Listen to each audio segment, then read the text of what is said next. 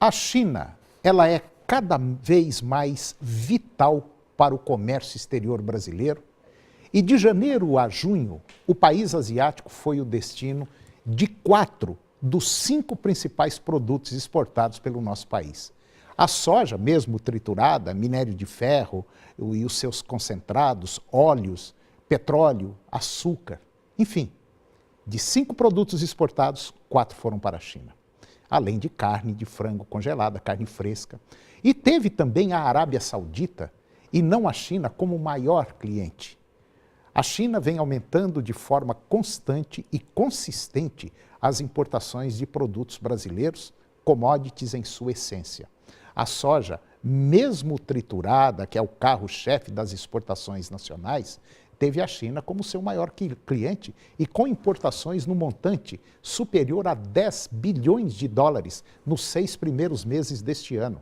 A participação chinesa nas vendas externas da oleaginosa atingiu o percentual de 76%. E este ano, as vendas aos chineses registraram uma alta de quase 11%, comparativamente com o igual período do ano passado. Para se ter uma ideia do tamanho do mercado chinês para a sojicultura nacional, basta lembrar o seguinte, que o segundo maior importador do Brasil é a Espanha. E a Espanha realizou compras no valor de apenas 448 milhões de dólares, com uma participação de 3,2% nas exportações brasileiras do produto.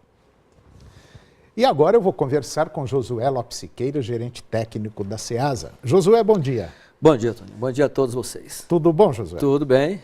Pois é, Josué, nós começamos para valer agora a época da seca.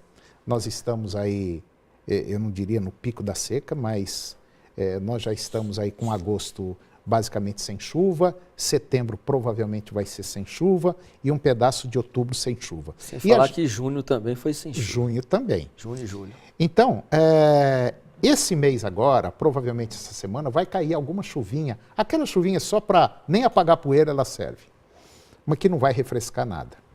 E nós estamos vendo, Josué, que aqui no estado de Goiás, uma boa parte dos reservatórios hídricos, vamos dizer assim, rios, por exemplo, ribeirãozinhos, estão assim com um nível muito baixo de água.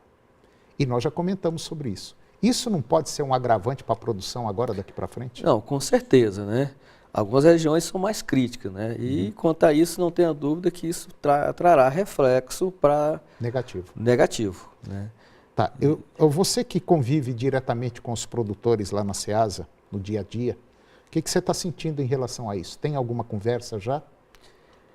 Por parte deles, preocupação? Preocupação tem, né? Preocupação tem. Alguns municípios já têm um certo privilégio, tem água, não tem problema, né? Hoje mesmo eu conversando com um produtor, não, na minha região lá, graças a Deus, ele dizendo que não teria problema com a água. Entretanto, em outras regiões, outros municípios já tem problema. Uma certa preocupação, né, contra esse período aí, que provavelmente chegar final de agosto, em setembro, aí uma situação vai bem mais crítica, né?